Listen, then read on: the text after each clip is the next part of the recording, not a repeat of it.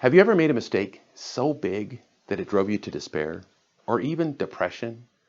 Early on in my career, I made a foolish mistake that absolutely devastated me. The lesson I learned was incredibly valuable and has stood me in good stead for my entire life. Hi, I'm Coach John. When I was just beginning my corporate career, I was assigned a big project, a really big project where I had no previous experience. I was asked to lay out and design a sheet metal manufacturing building. Now, being young and bold, I accepted the project with excitement, but I had a healthy dose of fear.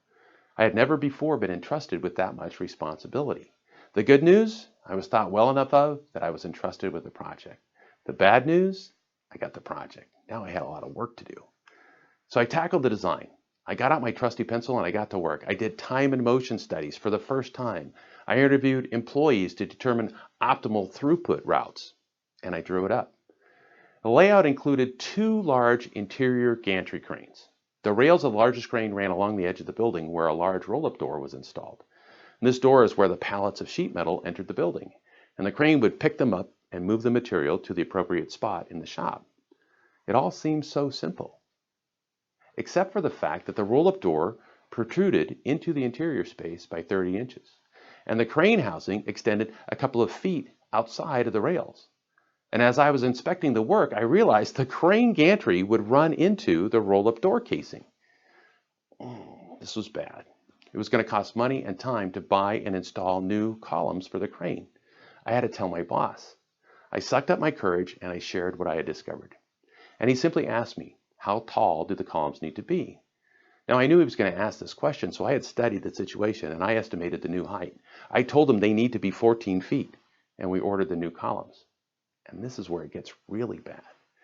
When the new columns came in, to my horror of horrors, I realized my 14-foot estimate wasn't enough. I had felt so certain that my estimate was going to be plenty high.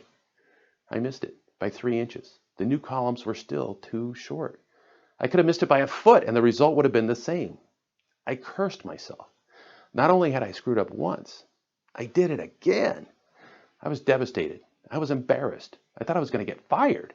I flayed myself with a mental whip and beat myself up within an inch of my mental life. My chest began to hurt. I thought I was going to have a heart attack. I had to go back and tell my boss. It was dreadful. My boss listened, and then he asked me what needed to be done to fix the problem. And that's all he said. He focused on fixing the problem. It had to be fixed. I went back out, climbed the ladder, measured everything twice. I asked my boss to double check my figures, and this time I had done the work that needed to be done. The crane was installed and the rest of the project proceeded according to plan. But there was still a problem, a big problem. I was broken. My confidence was at an all-time low. I doubted every decision thereafter. I became an uber perfectionist. I couldn't make a decision. I was dejected and depressed. You could see it in my face. I just knew that everyone thought that I was a fool. I was ashamed and I thought I would never be trusted again. A few days go by and my boss calls me back into his office. As I sit down, he begins to tell me his story about a mistake he had made early in his career. He explained that everyone makes mistakes. He pointed out how many quality decisions I had made. He assured me that I still had the right stuff. He said he still had faith in me. He told me that not everyone has the courage to take on a big project with no prior experience. And he shared that whenever you're learning something new, there were always going to be mistakes. And just because I had been foolish, not measuring, I wasn't a fool. And he explained that in time it would get better. It wasn't the end of the world.